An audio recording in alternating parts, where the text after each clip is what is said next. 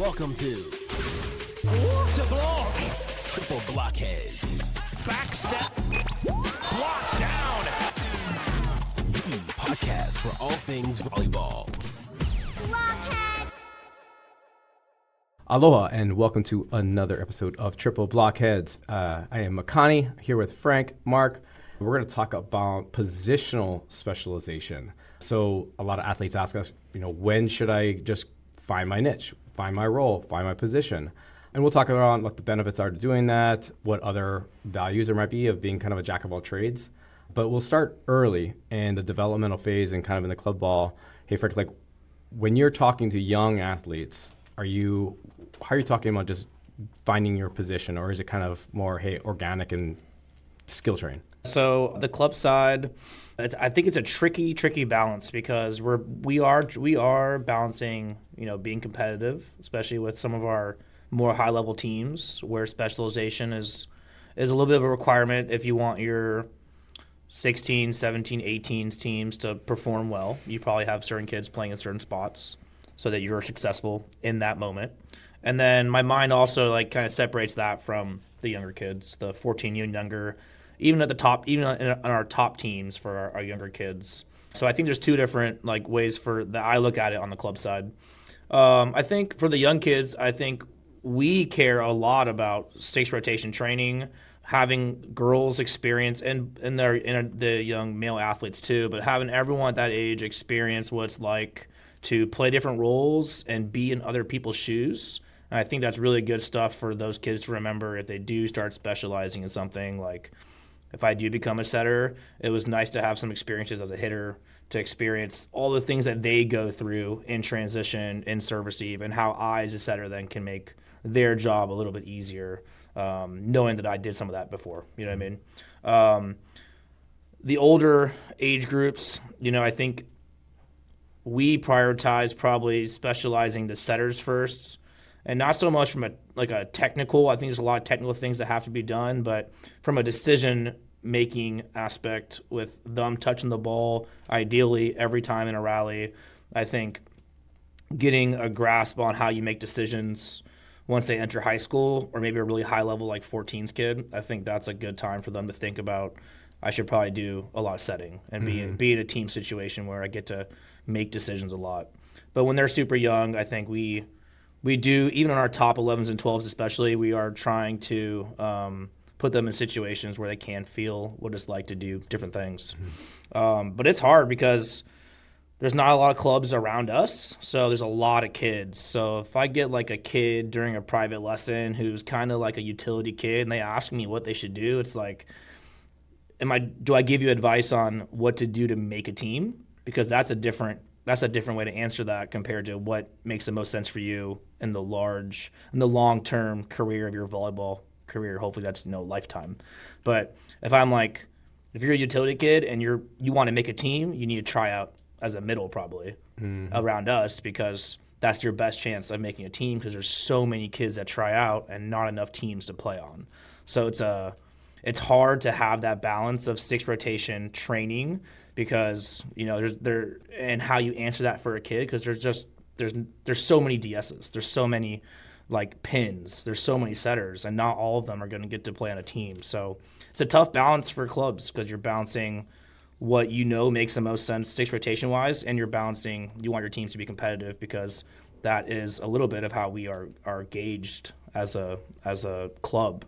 How well did your teams do? How did those teams perform at different events? And that is maybe not the right reason, but that is a reason why kids are maybe thinking about playing for your club. Yeah, clubs have a lot of influence on that positional specialization, or at least finding that position right off the bat. And I think once it gets to that point, then it be kind of, as an athlete, you somewhat identify with every position that you start with. Yeah. I don't know. I go back and forth with all this, because by the time they get to the college level, very rarely are you, unless you are the kid, you know what I mean, are you going to be in that position all the way through your college career, starting 4 years, and not asked to do something else. Right. There's so many recruits that come in and we need them to play a different back row position maybe than they've played before. We need them to set a little bit more frequently than they have. There's just a bunch of one-off type of things that really benefit you at that college level. If you want to get on the court, right? If you're that jack of all trades kid, you have a higher chance of filling a need or a void that exists than if you specialize early. This is what I do. This is all I've done. Mm-hmm. I'm not as comfortable throwing you in right back maybe. Right. When we need a serving sub and a right back DS. You know what I mean? Like, those opportunities come about all the time. The kids that get them are the ones that are more versatile. Mm-hmm. So how is that balance from the club side to when you get to that college side? Frank, going back to what you said, that question from the kid in that individual training, has that affected how you guys are evaluating players in your tryouts? Yeah, so we talk about it very clearly with the kids at tryouts. We say, here's the way we form teams. Here's the type of positions that we offer. So we don't offer true middles. We offer, every middle is offered as a middle pin. So that's how we offer it. So the only way to know if you're a middle pin is you have to play some middle during tryouts. And we try to break out our positional where it's very free-flowing, where we've got 5 different drills, 5 different positionals, and the kids can move courts whenever they want. So they can go hit some pin stuff, and then they can peace out on the pin stuff. After they shag their ball, they can go peace out on the pin stuff and go to the middle line. And we tell them, like, hey, your best chance, or just so that we, statistically speaking, with our situation, especially in high school age groups, your best chance is to show that you can play a little bit of middle. Because that's going to put you on a team where you can play middle pin. Mm-hmm. You know what I mean? So that's how we have middle pins, we have DSs, we don't call them liberos, and then we have setters and pins. Mm-hmm. So those are our 4 positions. What's the reasoning for calling them DSs instead of liberos? Because if we take 2 DSs, we don't want to throw the status of libero on one of them. We want them to both compete for that role, and we want to teach them both how to play libero. And the DS is more universal, so we feel like a DS could mean you're playing DS for a back row outside or back row right side, and that's why we do it. Okay, I'm just curious. I just call them all bros. They're all bros. If you're a DS, if you're a libero, you're all bros, and you're going to train the same. And yeah, so that's we don't put that. I think it's the we same. don't have the same, like, I would say parental pressures for sure of calling a kid a libero versus a DS and what that associates that's to the jersey. That's the biggest. That is the There biggest thing. That's what we'll get asked is like, okay, am I playing libero or am I playing DS? Like, we're offering everyone the DS, but same thing. We're offering everyone a libero. Safe. But then you have to play them as libero. I know we're talking about middles and pins and then your DSs. So are you're training your middles and pins also to play back row, serve, receive, etc. Because obviously they need to be a pin, but are those pins potentially DSs as well? Yes. So we take 3 pins, which means they all rotate. One of them per set gets to play 6 rotations. The other one will play front row, and then that third one will DS, and then that all rotates. Same thing with the middle pins. You have 2 middles that play that set. The third one's playing right side or outside, so the other pin can play right side too. And then that next set, we rotate the middles. So now you have 1 new middle, one of them slides out to the pin or something. Mm-hmm. And then we have setters running 5-1s and 1 libero. But I think to Mark, to your point, there seems to be organically, because club is a results-based environment. Yep. That as the season progresses, people start kind of slotting themselves into not slash roles, but actual roles.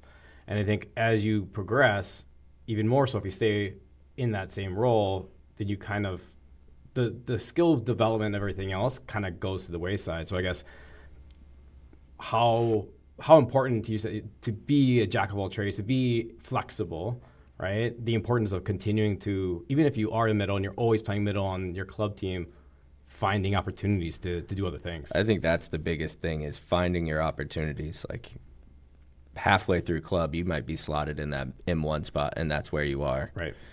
You have to look for chances to still work on your ball handling, to still work on your setting, whether that comes in the form of individuals or small group lessons or just some extra reps with coach. But it's easy for a coach who is focused on the team as a whole and the success of everything to maybe forget to get you your passing reps that day. You know what I mean? So as proactive as you can be like, hey, can I go pass?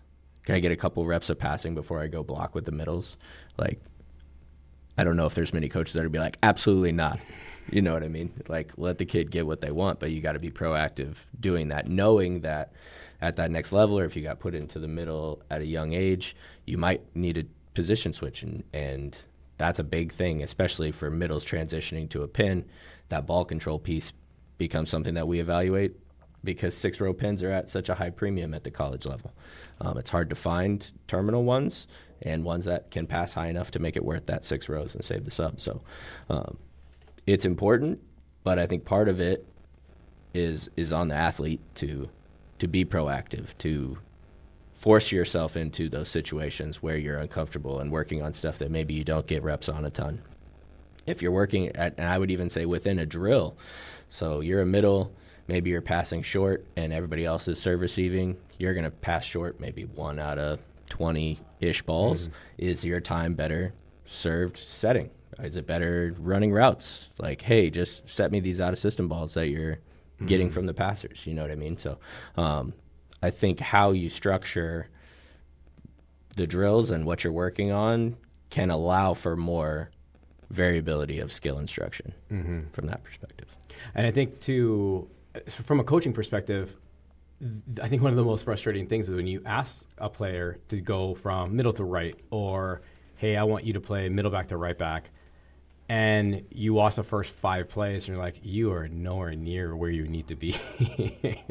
So I mean, as we continue to develop these athletes, how do we put them in positions that allow them to play live play so they can see where they're supposed to be in system work, right? I like to do that in general, just because of the fact that I think it creates a little bit of empathy on individual players, on what role they are, on what the other roles and what other teammates are dealing with, right? Putting a middle in on the outside and having them play 6 rotations, they're like, oh, that's not as easy. I can't tell you, hey, why are you not passing the ball? I can't hit. Well, it's pretty darn hard to pass the ball in system every single time, right? A little empathy goes a long way, but I think the more we can do that, actually creates a little more team atmosphere and prepares us for where they need to be. Yeah, to me, that is game IQ, right? That empathy piece is just you learning about volleyball and how hard of a sport it can be. So you, by being put in those situations, your knowledge overall of what to do, how to do it, and how to adjust when maybe it isn't the thing that you were trying to get. I think of, like, if I have set some and I'm an outside hitter, I'm going to be a little less particular about some of these balls, and I'm going to be more proactive trying to find ways to score, knowing how difficult that setting position is, especially if I'm the one that passed her 18 feet off the net. I can't be very picky with what's about to come my way. I just got to be able to go rip it and see what happens. I think that's a good thing for coaches listening to this can think about how they are communicating those new challenges to players and trying to maybe stray away from telling them what spots in the court to be at, but instead speak to them more in a concept, I guess, goal point of view.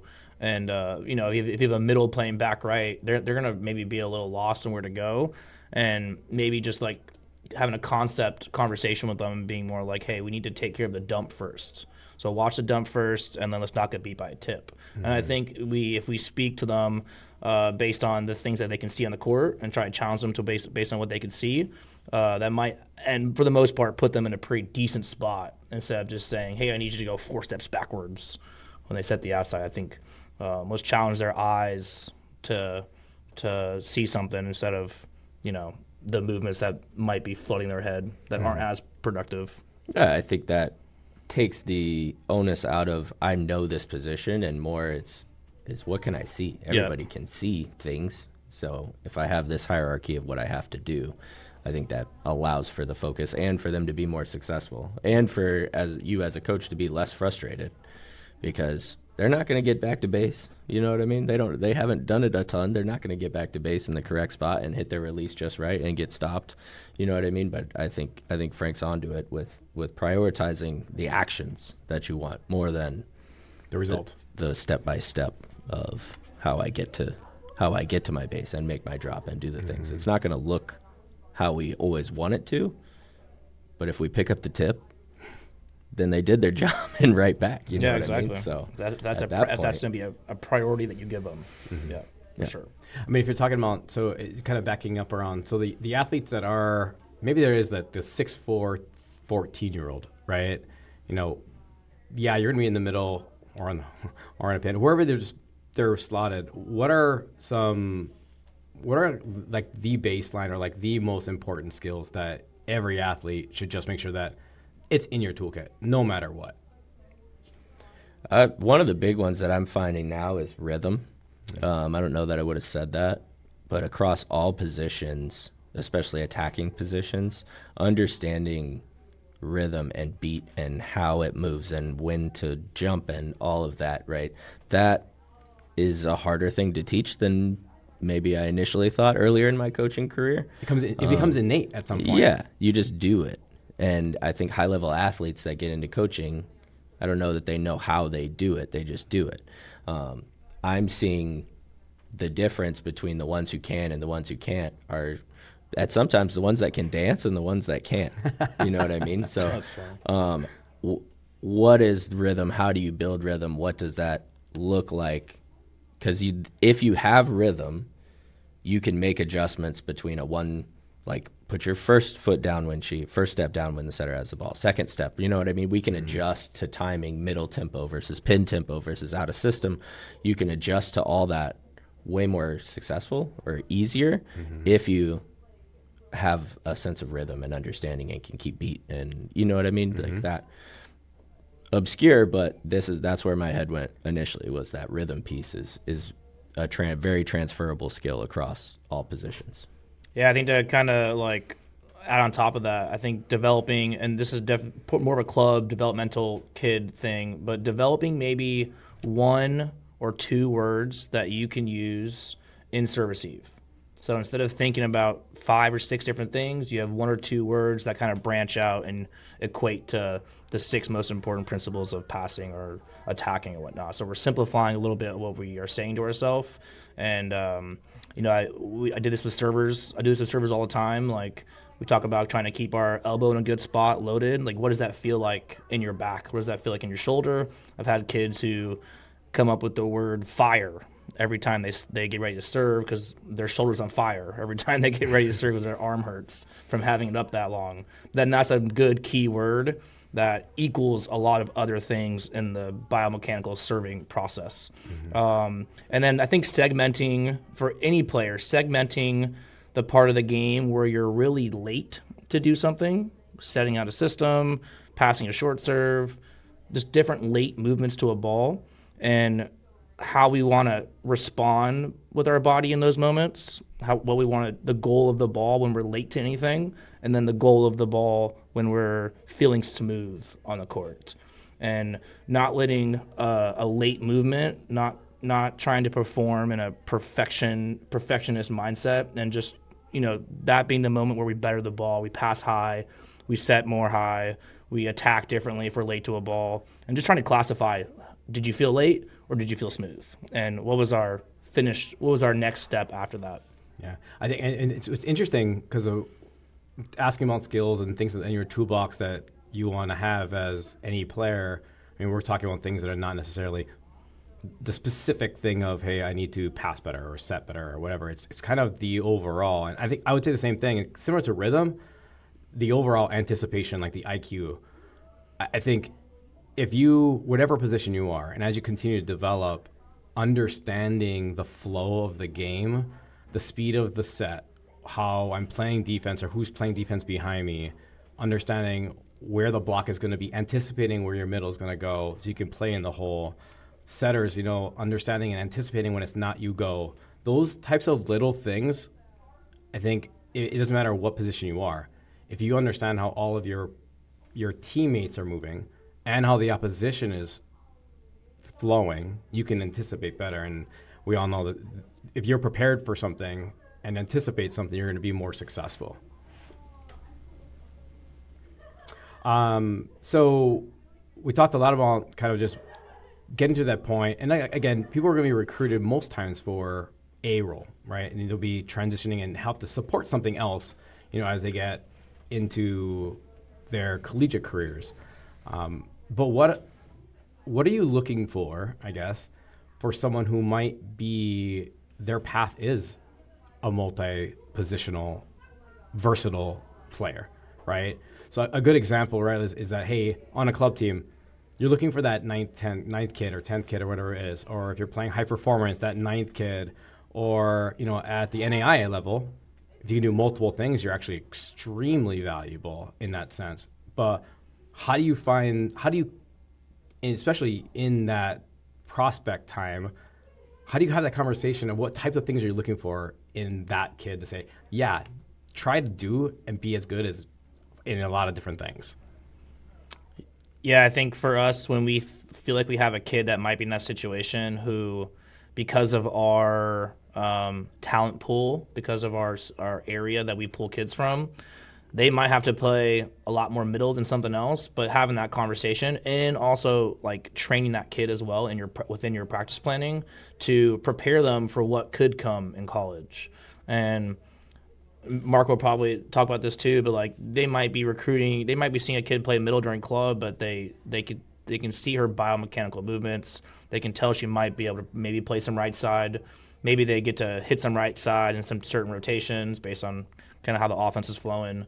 But that's something that you want to prepare that kid for. If you have maybe a more undersized middle or someone that is just more of like a power swinging middle, maybe not super like dynamic in the way they move, maybe that's someone that gets moved to the right side in college. So like, are you training that? So I think it's up to the club coach. It's a challenge that we have every year with our high school teams because of our talent pool and how small our area is and where kids come from. So some kids have to just play middle most of the year on our top teams for those teams to do the things that they want to do. They want to go qualify and have club success. During the most important matches, they're probably playing in those spots, but it's up to us to train them on the right side because that might be coming sooner than later. Mm-hmm. Yeah, I think it is creating those opportunities, and I think as a season goes, at least for us at the college level, we can get caught up in game prep, right? Scouting, how do you prepare your opponent over are you making sure that your team is still improving? And I think that's a important distinction that it's easy to lose track of the longer a season goes. As you get into April, May, in a club season, we're thinking about nationals. We're thinking about how do we qualify, right? How are we prepping? Is our block scheme what it should be, right? Not necessarily as much individual skill development. I would wager that that's just as important still. So finding those opportunities, designating 20, 30 minutes where we're going to work on skill development, and then we'll get to the scout piece or whatever team concepts we're going to work on. I think that's important for their continued development cross-positionally. Mm-hmm.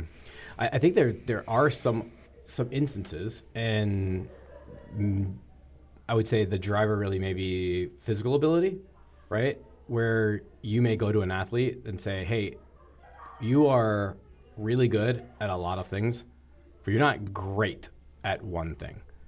And hey, that might be that athlete that says, hey, you can run a capable offense, you pass well, have good ball control. You might be 5'9", but you have high contact and can spin the ball.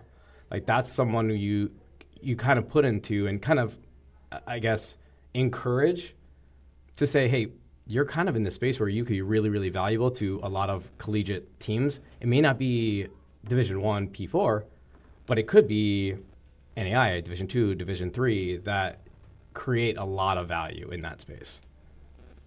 Yeah, there's a ton of opportunity for players out there. You know what I mean? If you want to play in college, I am a firm believer that you can find that opportunity. Now, is it going to be the level that you had initially in your head when you started that process? Maybe not. I think being a good self-evaluator through all of this is a really important skill to have as well, especially if I'm an undersized type of kid wanting to play at that next level. I need to understand some things about myself that will help guide me down a more educated path. But that 5'8", 5'9", DS, that set some that has a good arm, like they're always going to have a place on a team because of the versatility. You know what I mean? And a lot of times those kids will find their way onto the court before some others because of the versatility. So I feel a little broken recordy, but it's finding those opportunities to continue to get better across positions, across backcourt positions. I think that's one of the biggest things that I see is like our DS that comes in has only played left back in club. It's like, okay, well, if you're not stepping into the libero role right away, I need you to play middle back. Have you played middle back? No, not in 3 years. Okay, well, now I don't feel super great. Whereas this smaller outside who had only played middle back as a 6th row, I'm going to throw her into that spot because she's way more comfortable there than the DS that didn't get the chance, that was always playing libero. So keep moving them around back there. Even though the DSs are DSs, they need to know all 3 of those spots very well by the time they get to that college level. And there might be some kids out there that really love doing all that. Right. And that should be almost maybe part of how they look at schools too. And I'm sure you guys get questions from prospects all the time, like where do you guys see me at position wise? Yeah, what am I? Yeah, what am I to your program? That might be a great way to almost like start some of the search when you're first talking to your coach, is like where do you see me as a player and what positions, and if you like playing multiple things, there's plenty of schools that want that and maybe see you as that too. There's probably some schools though maybe you guys play against or just we know about that only want middles play middle.